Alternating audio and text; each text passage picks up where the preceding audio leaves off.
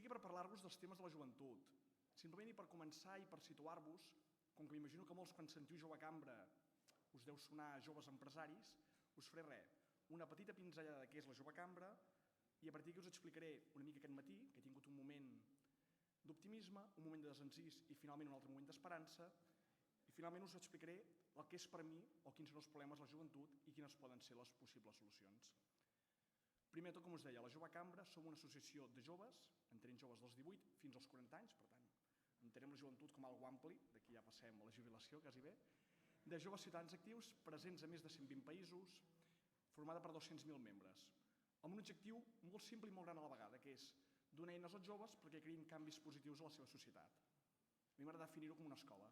Si la Jove Cambra és una escola de formació, que els ensenyem a parlar en públic, els ensenyem a fer debats, els ensenyem a dirigir projectes, i és una escola que després fa que la gent decideixi muntar la seva empresa, liderar temes socials, o fins i tot alguns acaben a la política.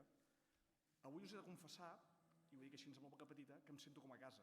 Estar aquí amb vosaltres fa que em senti molt content, òbviament perquè és un auditori, confesso que m'és molt afí, però sobretot perquè veig gent que ha passat per la Jove Cambra, que encara hi és, com podria ser el cas del Toni Font, de l'Albert Garcia, del Gerard Vidal, del David Ralla. Per tant, m'alegra veure que a la Jove Cambra podem proveir joves i joves amb valors, gent amb inquietuds, cap a la política i que ens ajudin a canviar el món.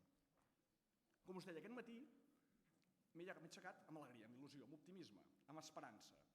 Dic, ostres, tinc aquí, parlar a la conferència INECA, he d'explicar-los com veiem el món als joves. Un dia perfecte. He fet un cafè amb llet, he agafat La Vanguardia, he anat a mirar l'apartat de cartes als lectors i aquí m'ha vingut el meu desencís, perquè he vist una carta que posava això que us he dit ara. Deia, el pressupost s'ha d'equilibrar. El tresor necessita més diners. El deute públic ha de ser disminuït. L'arrogància dels funcionaris públics ha de ser moderada i controlada. L'ajuda d'altres països s'ha d'eliminar perquè el nostre país no vagi cap a la fallida econòmica. La gent ha d'aprendre novament a treballar en lloc de viure a costa de l'Estat. L'ha clavat. Tot el que ha dit ho podria subscriure paraula per paraula. I ja està. He entrat en un moment de desencís. Dic, no pot ser? Ara què faig? Com vaig jo aquí? Com els explico jo aquesta tarda alguna d'esperança després de llegir això? I ja està. Dic, vaig a mirar qui ha escrit aquesta carta, buscaré pel Google, pel Facebook, el telèfon, el que sigui, el truco i li dic que m'ha de donar un missatge positiu per aquesta tarda. I quan miro qui ha escrit la carta, veig un nom que em resulta familiar i veig que el nom és Marco Tulio Cicerón. Dic, hòstia. I aquest home va escriure això l'any 55 abans de Crist, el qual vol dir missatge d'esperança. Si fa 2.000 anys ja estàvem tan malament i hem arribat fins avui, alguna cosa bona sabem fer.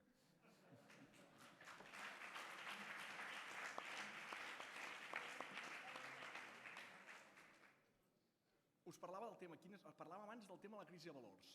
Realment estem en una crisi de valors.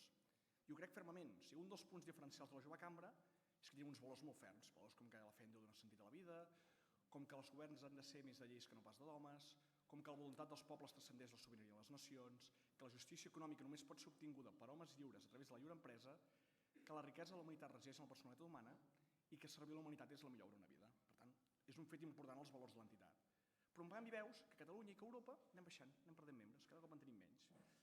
Llavors veus què passa a tota Europa i dius, no passa res, no som els únics, la crisi econòmica, la gent no troba feina, però en canvi veus que a Àsia, a l'Àfrica, a l'Amèrica, guanyen membres. Dius, no pot ser, ells també estan en crisi, ells també pateixen, perquè ells guanyen membres.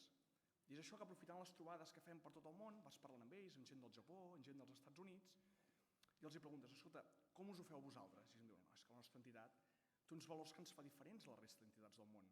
És per això que anem guanyant membres. I entro a la conclusió. Vens aquí a Catalunya i li planteges a la gent, escolta, els valors de l'entitat i tal, i et diuen, hosti, és que estan bé, però semblem una secta. Millor no els diguem gaire, que això dels valors sona sectari i no està bé. I a més, això de que la fe en Déu dona sentit a la vida, és que no soc gaire de missa i tal. I diu, no, però escolti, no es parla d'un Déu cristià, pot ser Buda, pots posar-hi Mahoma, es tracta de la fe en Déu. I la gent al final diu, mira, per mi el meu Déu és Messi. I ens quedem aquí. És a dir, hem passat a tenir valors i referents i els hem canviat per futbolistes, per artistes o per gent que surt al Gran Hermano. I jo crec que és un dels punts claus i és un dels punts que us llenço a debatre avui de la crisi que estem patint, falta de valors a la joventut.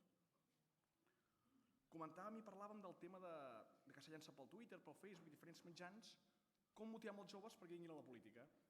Vaig voler fer aquest exercici, vaig penjar-ho al meu Facebook, alguns comentaris els obviarem perquè eren fora de lloc, d'altres, però n'hi havia alguns interessants. Alguns deien, s'ha de millorar la comunicació dels partits. Per mi és un clàssic, quan alguna falla a la política, un error de comunicació, sempre ho fem servir.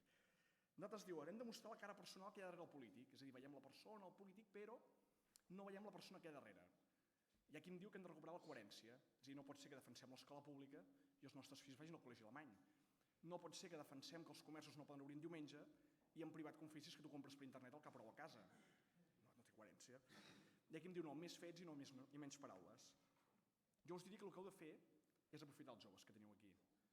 Moltíssimes vegades sentireu dir, no, els joves som el futur de la societat. Ens ho diuen moltíssimes vegades. Ara fa poc vaig fer 30 anys, per tant tinc un trauma i no em sento jove, i encara em diuen tranquil que ets el futur de la societat.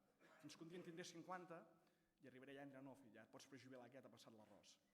Per tant, el que us diria és, no deixeu que us diguin més que sou el futur d'aquesta societat. Perquè no és veritat, no sou el futur de la societat, sou el present. Perquè demà és ara, i ara és a vosaltres i a nosaltres que ens toca liderar aquest projecte. Per tant, des d'aquí, faré una crida, una petita picada a tots els partits polítics. Aprofiteu la gent jove que teniu. Teniu la millor generació preparada a la història i al final, permeteu-me el populisme, els acabem posant a penjar cartells quan hi ha campanya electoral o a posar-los a un faristol a l'escenari perquè així ens declara la tele i queda maco. Aprofiteu els joves perquè ells no són el futur del país.